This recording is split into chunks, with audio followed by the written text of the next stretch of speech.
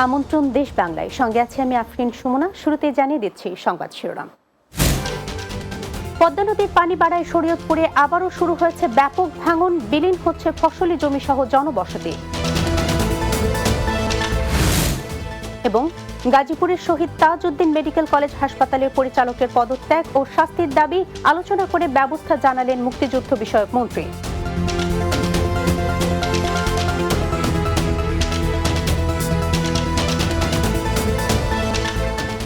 শুনছিলেন শিরোনাম, এবার বিস্তারিত। পদ্মা নদীর পানি বাড়ায় শরীয়তপুরে আবারও ব্যাপক ভাঙন শুরু হয়েছে। ক্রমশ নদীতে বিলীন হয়ে যাচ্ছে ফসলি জমি সহ জনবসতি এলাকা। এ অবস্থায় ভাঙন আতঙ্কে দিন পার করছে নদী পাড়ের মানুষ। এদিকে ভাঙন ঠেকাতে জিও ব্যাগ ডাম্পিং এর কাজ অব্যাহত রেখেছে পানি উন্নয়ন বোর্ড। শরীয়তপুর প্রতিনিধি নয়ন দাসের প্রতিবেদন, জানাচ্ছেন মাসুদ রানা। এক যুগ আগে শরীয়তপুরের জাজিরা পদ্মাপাড়ে মোতালেব মাতবরের ছিল 12 বিঘা ফসলি জমি। সেই জমিতে প্রতি বছর ফলতো 80 মণ ধান আর 30 মণ পাট। জমিতে ফলানো ফসল বিক্রির টাকায় নিশ্চিন্তে চলে যেত 6 সদস্যের পরিবার। তবে সেই সুখ বেশি দিন স্থায়ী হয়নি তার। প্রমত্তা পদ্মার করাল গ্রাসে সবটুকু হারিয়ে আজ তিনি নিঃস্ব। মোতালেবের মতো এমন অবস্থা পদ্মাপাড়ে বহু বাসিন্দার। দিন আগে আমাকে নদী ছিল আর ওই প্রায় 2 নলই ধরে বন্যায় ভাঙিয়েছিল, প্রায় কাছে এলাই বছর বছর ভাঙতে ভাঙতে একে একে 10 বার ভাঙা দিয়ে এলাইছি। আর আমার দামেরও শেষ, ঘর দুয়ারও নাই। জাজিরা উপজেলার জাজিরা ইউনিয়নে এক যুগে পদ্মার ভাঙনে বিলীন হয়ে গেছে হাজারো পরিবারের বসত ভিটা। শুধু গত 2 বছর অব্যাহত ভাঙনে নদী গর্ভে হারিয়েছে কয়েকটি গ্রাম। তবে শেষ সম্বলটুকু বাঁচাতে দ্রুত বেড়িবাঁধ চায় পদ্মাপাড়ের মানুষেরা। সপ্তাহে ধরে ভাঙতে আছে, আমরা যত জলদি বেড়িবান্ধা যে হয় এটাই আমরা চাই। কামানা আমরা চাই সরকারে জানি আমাকে বেড়িবান্ধ, আমরা জানি তুই গরিব মানুষ, আমরা জানি থাকতে পারি। ভাঙন কবলিত স্থানে জিও ব্যাগ ডাম্পিং এর পাশাপাশি দ্রুত বেড়িবাঁধ নির্মাণের কাজ শেষ করার কথা জানিয়েছে জেলা পানি উন্নয়ন বোর্ড। 860 কোটি টাকা ব্যয়ে 8.67 কিলোমিটার নদী তীর সংরক্ষণের কাজ শুরু হয়েছে। বর্তমানে কাজ চলমান আছে। যখন কাজগুলো সম্পূর্ণ হবে তখন জাজিরার ডান তীরের লোকজন শুধুমাত্র নদী ভাঙন থেকে স্থায়ীভাবে রক্ষা পাবে না, পাশাপাশি এই অঞ্চলটি পর্যটন কেন্দ্র পরিণত হবে। জাজিরা উপজেলা 860 কোটি টাকা ব্যয়ে 8.67 কিলোমিটার নদীর তীর সংরক্ষণের কাজ সম্পন্ন হলে ভাঙন থেকে মুক্তি মিলবে এই অঞ্চলের মানুষের। Desk report, Bangla TV. গাজীপুরের শহীদ তাজউদ্দিন আহমদ মেডিকেল কলেজ হাসপাতালে ভিডিও ধারণ করতে গিয়ে সাংবাদিকদের বাধা প্রদানের ঘটনায় প্রতিষ্ঠানটির পরিচালকের পদত্যাগ ও শাস্তির দাবি জানিয়ে বিশিষ্টজন ও স্থানীয় সাংবাদিকরা। এছাড়াও হাসপাতালের দুর্নীতি ও নানা অনিয়ম, নানা দিক তুলে ধরেন মেডিকেল কলেজের শিক্ষার্থীরা। এদিকে স্থানীয় সাংবাদিক ও হাসপাতালের পরিচালনা পর্ষদের সাথে আলোচনা করে ব্যবস্থা নেওয়ার কথা জানিয়েছেন হাসপাতাল পরিচালনা পরিষদের সভাপতি ও মুক্তিযুদ্ধ বিষয়ক মন্ত্রী আকম মোজাম্মেল হক।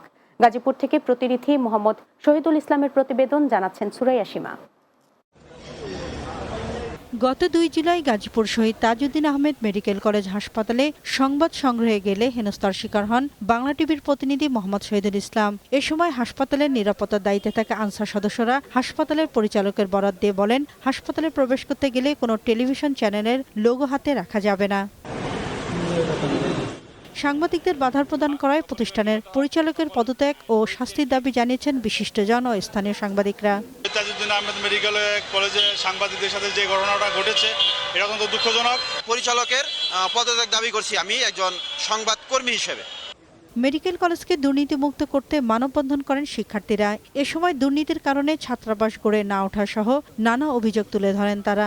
এখানে তো এভিডেন্স যে আমাদের এখানে দুর্নীতি হচ্ছে। আমরা এখনো কোনো ক্যাম্পাস পাইনি, আমরা এখনো ভাড়া হোস্টেলে আছি। দ্রুত সময়ের মাধ্যমে যে অভিযুক্ত যারা আছে তাদেরকে চিহ্নিত করেন। হাসপাতাল পরিচালনা কমিটির জন্য 3 জন স্থায়ী প্রতিনিধি নেওয়ার পর এ বিষয়ে ব্যবস্থা নেওয়া হবে বলে জানিয়েছেন প্রতিষ্ঠানের পরিচালনা পর্ষদের সভাপতি ও মুক্তিযুদ্ধ বিষয়ক মন্ত্রী। হসপিটাল পরিচালনা কমিটির জন্য 3 জন প্রতিনিধি আমরা নিচ্ছি। তারা স্থায়ীভাবে কমিটির পরিচালনা কমিটির মেম্বার হবে, তাদের সামনে শুনবো এবং ব্যবস্থা নেবে। গাজীপুর শহীদ তাজউদ্দিন মেডিকেল কলেজ অ্যান্ড হাসপাতালটি দুর্নীতির আঁতুড়ঘর হিসেবে গাজীপুরবাসীর কাছে পরিচিত। আদৌ কি এটি দুর্নীতিমুক্ত হবে, এমন প্রশ্ন সাধারণ মানুষের। Desk report, Bangla TV. 2023-24 অর্থ বছরে গ্রামীণ অবকাঠামো রক্ষণাবেক্ষণ কর্মসূচির আওতায় পাবনার বিভিন্ন ধর্মীয় প্রতিষ্ঠানের মাঝে মহামান্য রাষ্ট্রপতির অনুদানের চেক হস্তান্তর করা হয়েছে।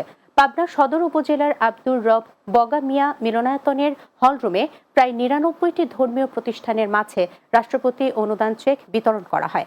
সদর উপজেলা নির্বাহী কর্মকর্তা শামীমা সুলতানার সভাপতিত্বে প্রধান অতিথি ছিলেন উপজেলা চেয়ারম্যান সোহেল হোসেন শাহিন। এ সময় উপস্থিত ছিলেন উপজেলা ভাইস চেয়ারম্যান ইমরান শেখ, রাবেয়া খাতুন সুমি সহ অন্যরা। জামালপুরের ইসলামপুরে বন্যার্তদের মাঝে প্রধানমন্ত্রীর উপহার সামগ্রী বিতরণ করেছেন ধর্মমন্ত্রী ফরিদুল হক খান দুলাল।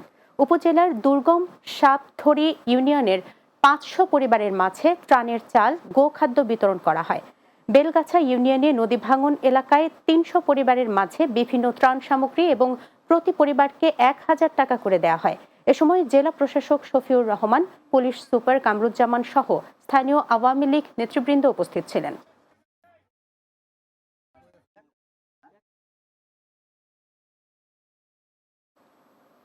দেশ বাংলায় নিচ্ছে বিরতি, ফিরে আসার পর অন্যান্য সংবাদের সাথে আরো যা থাকছে।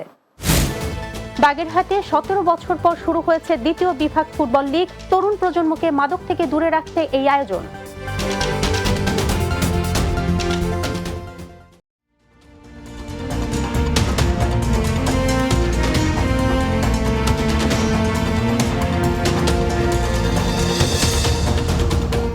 বিরতির পর আবারও স্বাগত দেশ বাংলায়।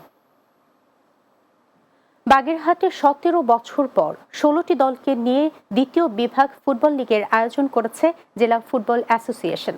2007 সাল থেকে এই টুর্নামেন্ট বন্ধ ছিল। তরুণ প্রজন্মকে মাদক থেকে দূরে রেখে খেলাধুলার প্রতি উদ্বুদ্ধ করতে আবারও এই টুর্নামেন্টের আয়োজন করায় খুশি ফুটবল প্রেমীরা। এমন আয়োজন আগামীতেও অব্যাহত থাকবে, সেটি চাওয়া স্থানীয়দের। বাগেরহাট প্রতিনিধি আব্দুল্লাহ আল ইমরানের পাঠানো প্রতিবেদন, জানাবেন সুরাইয়া সীমা।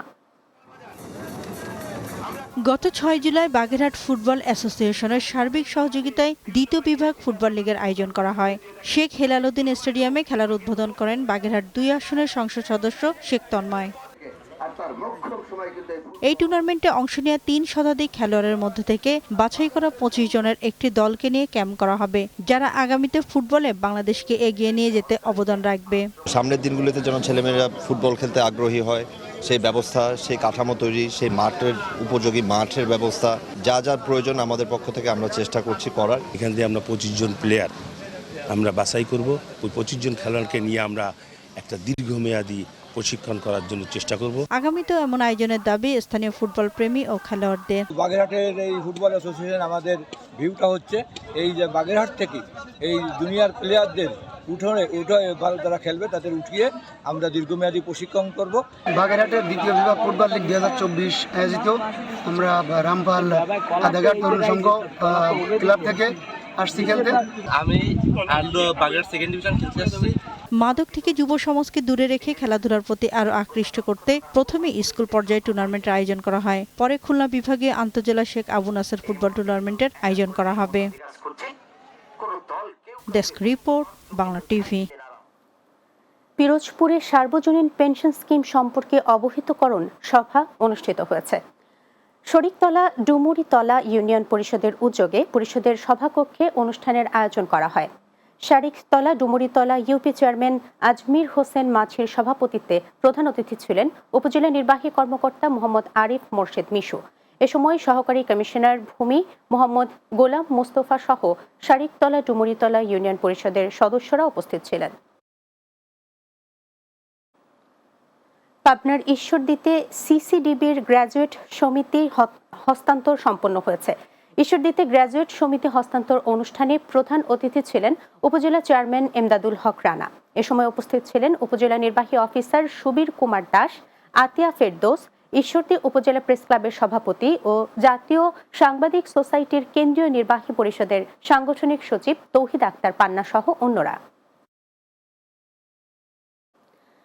নেত্রকোনার আটপাড়ায় গণমাধ্যমে মিথ্যা ও বানোয়াট তথ্য প্রচার করে প্রতিষ্ঠানের সুনাম ক্ষুণ্ণ করার প্রতিবাদে সংবাদ সম্মেলন করেছে দি ওয়েস্টার্ন কলেজ ও দুর্গাশ্রম বিএম কলেজের অধ্যক্ষ। উপজেলার সোর মুশিয়া ইউনিয়নের দি ওয়েস্টার্ন কলেজ প্রাঙ্গণে এই সংবাদ সম্মেলন অনুষ্ঠিত হয়। এ সময় বক্তব্য রাখেন দি ওয়েস্টার্ন কলেজের অধ্যক্ষ মোহাম্মদ সলিউজ্জামান চৌধুরী ও দুর্গাশ্রম বিএম কলেজের অধ্যক্ষ জাকিয়া আক্তার চৌধুরী। এ সময় বক্তারা বলেন, প্রতিষ্ঠানে কর্মরত কতিপয় শিক্ষক গণমাধ্যমে মিথ্যা তথ্য প্রচার করে প্রতিষ্ঠানের সুনাম ক্ষুণ্ণ করেছে।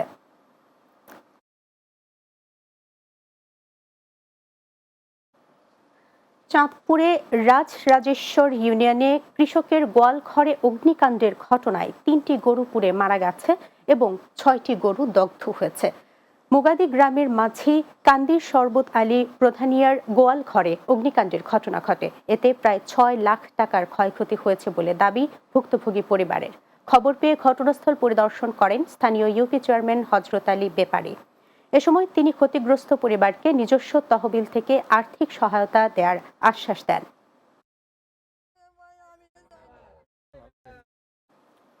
খাগড়াছড়ির মাটিরাঙ্গায় 15 field regiment artillery Matiranga zone আয়োজিত জোন কমান্ডার কাপ ফুটবল টুর্নামেন্টের ফাইনাল খেলা অনুষ্ঠিত হয়েছে। মাটিরাঙ্গা মডেল সরকারি উচ্চ বিদ্যালয় মাঠে ফাইনাল ম্যাচ অনুষ্ঠিত হয়। খেলায় গুইমারা সদর ইউপি একাদশকে 2-1 গোলে পরাজিত করে বিজয়ী হয়েছে মাটিরাঙ্গা পৌরসভা একাদশ। জোন অধিনায়ক লেফটেন্যান্ট কর্নেল মোহাম্মদ কামরুল হাসান বলেন, যুব সমাজকে মাদক থেকে দূরে রাখতে এই টুর্নামেন্টের আয়োজন করা হয়েছে।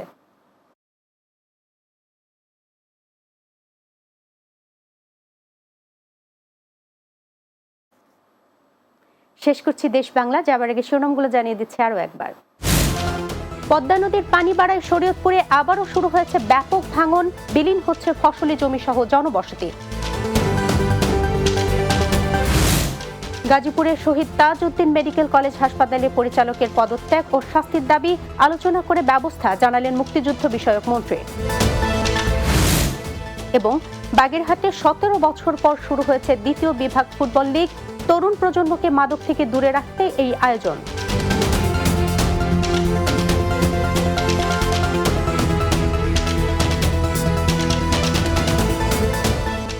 এই ছিল দেশ বাংলায়। আমাদের পরবর্তী সংবাদ বিকেল 4টা 30 মিনিটে দিনের বাংলা দেখার আমন্ত্রণ রইল। এতক্ষণ সঙ্গে থাকার জন্য ধন্যবাদ সবাইকে।